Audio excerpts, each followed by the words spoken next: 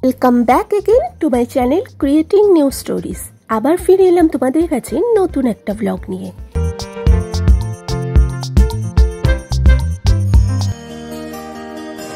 তালের বড়া ভাজা হচ্ছে। এই যে এবার আমি পুজো দিতে বসছি। জয় গোপাল, জয় গোপাল। বাট এটা প্রমিনেন্ট আমি দেখাচ্ছি। ভাদ্র মাসের কৃষ্ণপক্ষের অষ্টমী তিথিতে মাতা দেবকীর অষ্টম সন্তান রূপে জন্মগ্রহণ করেন শ্রীকৃষ্ণ। তার এই শুভ জন্মতিথিকেই জন্মাষ্টমী হিসেবে পালন করা হয়। ভাদ্র মাসে জন্ম হওয়ায় পাকা তাল কিন্তু কৃষ্ণের প্রিয়, তবে সবচেয়ে প্রিয় খাবার কিন্তু তালের বড়া। তাই প্রতি বছরের মতো এই বছরও জন্মাষ্টমীর দিন সকাল সকাল তাল ছাড়িয়ে তালের ক্ষীর বের করে তা দিয়ে তালের বড়া বানানোর প্রস্তুতি কিন্তু চলছিল একদম জোর কদমে।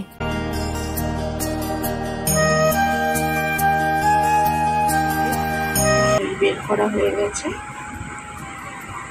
এবার এইটা দিয়ে বড়া হবে। এই যে তালের বড়ার রেসিপি। কি কি দিলে মা এটায়? কালকে তাল ক্ষীরের সাথে কলা দিলাম, আটা দিলাম, আর সুজি দিলাম। সুজি দিচ্ছ? সুজি দিলাম, আচ্ছা, আর একটু দুধ দিলাম, আচ্ছা, আর নারকেল দিয়েছি। আচ্ছা, তালের বড়া ভাজা হচ্ছে। এই যে তালের বড়া রেডি।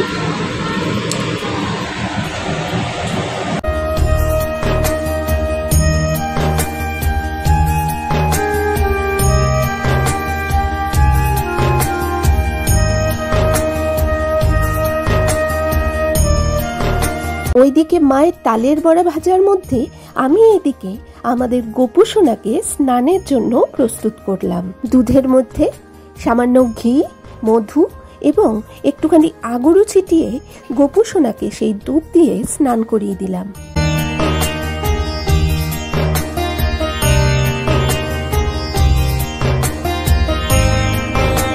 দুধ ঢালার পরে গঙ্গা জল দিয়ে গোপুকে স্নান করিয়ে দিলাম।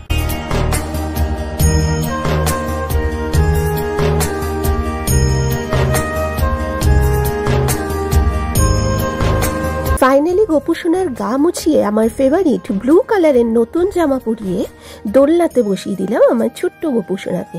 দেখো কি সুন্দর লাগছে না আমার গোপু সোনাকে। শুভ জন্মদিন গোপু সোনা।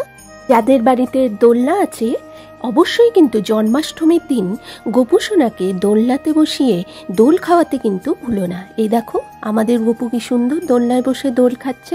দোলে কৃষ্ণ দোলে চলো না,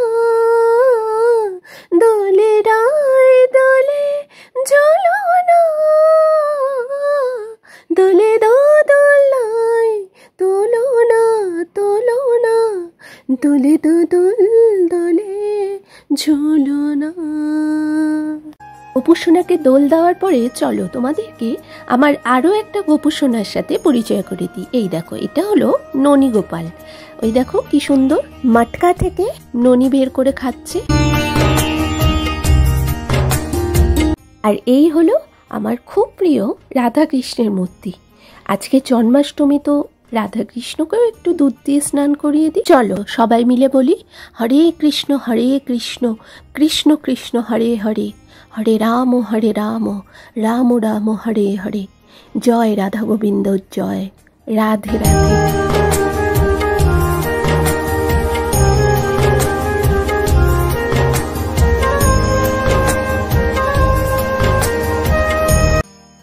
স্নান পর্ব সারার পর রাধাকৃষ্ণের মূর্তিকেও সিংহাসনে বসিয়ে দিলাম আমার দুই গোপুর সাথে।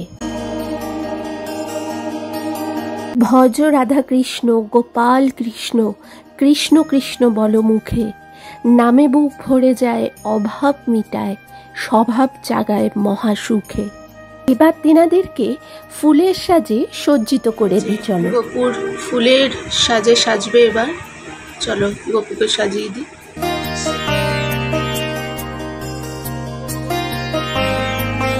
আহা, ফুলের সাজে কি মিষ্টি লাগছে না গোপু সোনাকে। রাধে শ্যাম রাধে শ্যাম শ্যাম শ্যাম রাধে দেখলাম মা তখন মালপোয়া বানাচ্ছে। মা একটা গামলার মধ্যে দুধ নিয়ে নিল এবং তার মধ্যেই দেখো ময়দা ঢেলে দিচ্ছে। ময়দা দেওয়ার পরে এই দেখো নারকেল কোড়া দিয়ে দিল, আর এর মধ্যে সুজি ঢেলে দিল। এরপরে পরিমাণ মতো চিনি এবং তার সাথে মৌরি দিয়ে ভালো করে সাথে মিশিয়ে তেলে ভেজে নিলেই রেডি মালপোয়া।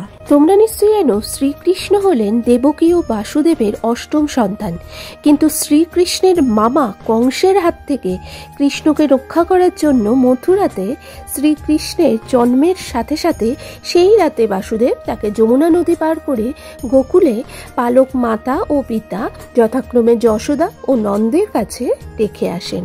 ওইদিকে মায়ের হাতের তালের বড়া আর মালপোয়াও কিন্তু একেবারে রেডি। জন্মাষ্টমীতে বৃষ্টি হবেই।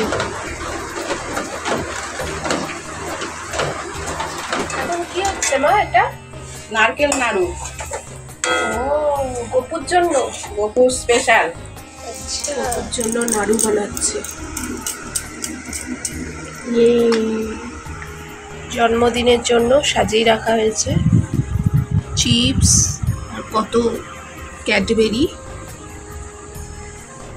এই যে এগুলো জামা গোপালকে জন্মদিনে দেওয়া হয়েছে, জন্মদিনে পেয়েছে গিফট। আর হচ্ছে এই যে গোপু সোনার জন্য কেক, দেখেছো কি সুন্দর বাঁশি দিয়ে ননি দিয়ে সুন্দর। এটা আমরা গোপু সোনাকে দিয়ে কাটাবো, মানে ওই আর কি আমরাই কাটবো। তো এই যে 5 রকমের ফল কেটে রাখা হয়েছে। আর গোপালের ননি মানে মাখন মিশ্রি, যেটা গোপালের খুবই ফেভারিট, এটা আমাদের উপরের এক কাকিমা দিয়ে গেছে।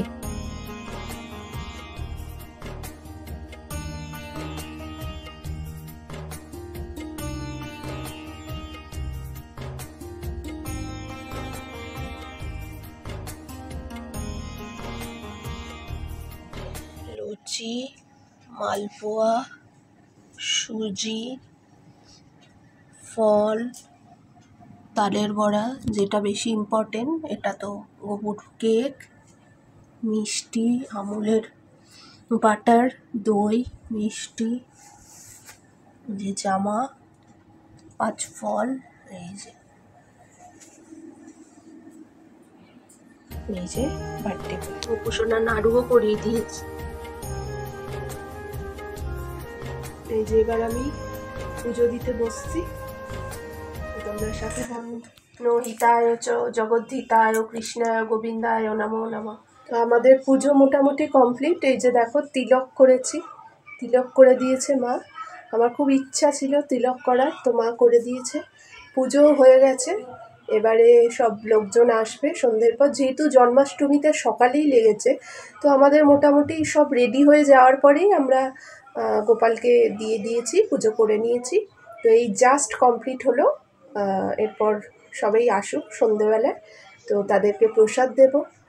তো দেখা যাক, যাই হোক সাথে থেকো তোমরা। Joy Gopal, Joy Gopal, Joy Gopal, happy birthday, happy birthday to Joy Gopal, happy birthday, happy birthday. আগে গোপালের হ্যাঁ হ্যাঁ, এই নাও তোমার কেক,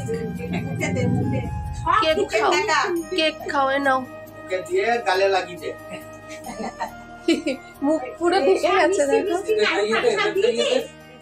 জন্মদিনের কেক কাটা হলো। আমার জন্মদিন না, বল গোপালের গোপালের জন্মদিন। এই যে সবাই এসছে আমার ভাইয়ের বার্থডেতে। কেমন লাগছে? জয় গোপাল, জয় গোপাল, জয় গোপাল। গোপালের কেকটা আরো ভালো। কেকটা সত্যি সব রকম খাবার মেখে দিয়ে গোপালের মুখে সুন্দর। ঠেকিয়ে দিল। এটা প্রত্যেক সময় করবি যখন নিশ্চয়ই যেদিন জন্মদিন অনুষ্ঠান। হরে কৃষ্ণ, হরে কৃষ্ণ। হ্যাঁ বিদেশি নি এই যে মায়া মা, একদম ওর গোপালের মা গলায় মা কেক খুব গেলে কাটা না, হলো। ওই এই যে এখন সবাইকে কেক এইটার দেওয়া একটা ছাঁচ হচ্ছে। আছে, ছাঁচ। বার্থডেতে আরেকজন এসে উপস্থিত হয়েছে। প্রসাদ তারপরে এই 11টা-12টা নাগাদ না একবার ঘুরে আসি। আমাদের কলিকের বাবা এই মেয়ে, জন্মদিনে বল। গোপালের জন্মদিনে কেমন কি বলবে? এখনো প্রসাদ পাইনি, এমনি জন্মদিনটা ভালো লেগেছে। নতুন চশমা পরে এসছে। ও ওই জন্য মুখটা দিয়ে দেখাচ্ছে। এই আমার বুড়ি তুলবে, দারুণ হয়েছে গোপাল বাবু। যে আমার প্রিয় কাকু কাকিমা আর ভাইও চলে এসছে। এই দেখো ভাই ক্যামেরা দেখে পুরো চুপ হয়ে গেছে। সবাইকে প্রসাদ দিয়ে তারপরে গেছিলাম উপরের এক কাকিমার বাড়িতে। কাকিমার বাড়িতেও ভীষণ বড় করে গোপাল পুজো হয়। দেখো কাকিমার 3টে গোপাল, আর সাথে কি সুন্দর কাকিমার মেয়ে মানে মিমি ঘরটাকে ডেকোরেট করেছে।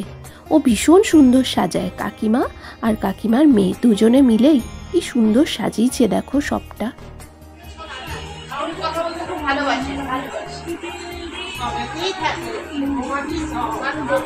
যে কাকিমার মেয়ের কথা বলছিলাম তোমাদের, ও নিজে হাতে সাজিয়েছে গোপালকে। এই দেখো ওর নাম মিমি।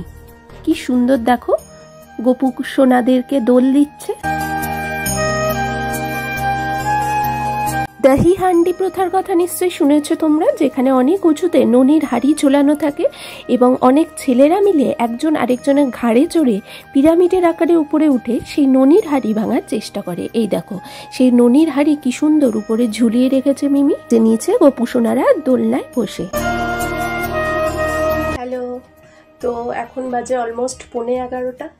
এই মাত্র সব লোকজন গেল, সবাই প্রসাদ খেতে এসেছিল। আমাদের প্রত্যেক বছর আমাদের বাড়িতে মোটামুটি সবাই প্রসাদ খেতে আসে, আর আমাদেরও খুব ভালো লাগে। সবাইকে মানে বলে যে যত প্রসাদ তুমি দিতে পারবে তত সেটা তোমারই পুণ্য। তো ওটাই হচ্ছে ব্যাপার। তো যাই হোক, আজকে নন্দ উৎসব, আজকে চন্দন মাখালাম। শ্রীকৃষ্ণের পালক পিতা নন্দরাজা কৃষ্ণের আবির্ভাব উপলক্ষে জন্মাষ্টমীর পরের দিন উৎসবের আয়োজন করেছিলেন। তাতে নাচ গানের পাশাপাশি ছিল দেদার খাওয়ার আয়োজন। তাই জন্মাষ্টমীর পরের দিন এখনও নন্দ উৎসব পালিত হয়। তো সেই নন্দ উৎসব উপলক্ষে আজও গোপুসোনাকে সুন্দর করে সাজিয়ে দোলনায় বসিয়ে দিয়েছিলাম সকাল সকাল।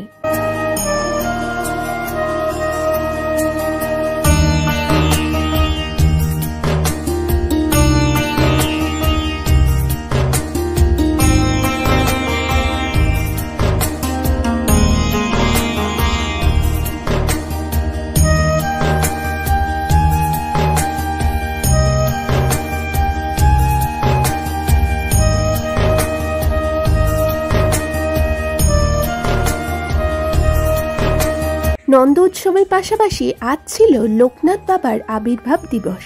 তো সেই উপলক্ষে লোকনাথ বাবাকেও একটু ফুলের মালা ও ফুলের সাজে সাজিয়ে দিয়েছিলাম। সাথে ছিল লোকনাথ বাবার প্রিয় অমৃতি আর মিছরি, আর মিছরির সাথে গোপুসোনার প্রিয় মাখন বা ননি ছিল, সাথে ছিল লাড্ডু।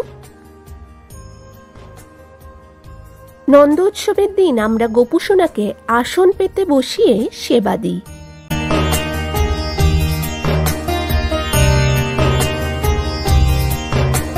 আজ গোপুসোনাকে মা অন্নভোগ নিবেদন করে। গোপুর জন্য ছিল আজকে ভোগেতে হলুদ পোলাও, 5 রকমের ভাজা, ভেজ ডাল, আলু ফুলকপির নিরামিষ তরকারি, পনিরের তরকারি, চাটনি, মিষ্টি দই।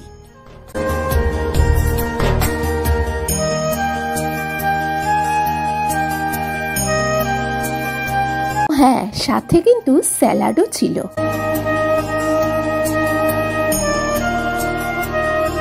উৎসবের দিন রাত্রে শেফালি কাকিমাও আমাদের বাড়ি প্রসাদ খেতে এসেছিল। একটা জিনিস তোমাদের দেখাতে ভুলে গেছি, এই দেখো, তোমরা অবশ্য লক্ষ্য করেইছো, এর আগেই আমি অনেক বকবক করে নিয়েছি এরকম অবস্থায়, বাট এটা প্রমিনেন্ট আমি দেখাচ্ছি যে এবছর একটু তিলক করার ইচ্ছা ছিল, তো তিলক করেছি। আমার খুব ভাল লাগে এরকম তিলক করে সাজতে, তো এবছর সেটা সাজতে পেরেছি। এখনকার মতো এই বছরের মতো জন্মাষ্টমীর এই ভ্লগ এখানেই শেষ করছি। সামনের বছরও চেষ্টা করব তোমাদের সাথে শেয়ার করার জন্মাষ্টমীতে কি হয়। এই বছরেরটা মোটামুটি আমি অলমোস্ট সব কিছুই তোমাদের দেখানোর চেষ্টা করেছি, তাও কিছু যদি বাকি থেকে থাকে, কিছু ফাঁক থেকে থাকে, সেটা নেক্সট ইয়ারের জন্য রইল। তো তোমাদের এই ভিডিওটা যদি ভালো লাগে অবশ্যই কিন্তু ভিডিওটা লাইক করে দিও, কমেন্টে জানিও তোমাদের মতামত, আর এই ভিডিওটা শেয়ার করতে ভুলো না। আর যারা এখনও আমার চ্যানেলটা সাবস্ক্রাইব করোনি, কি করছো বলো তো? তাড়াতাড়ি সাবস্ক্রাইবটা করে নাও।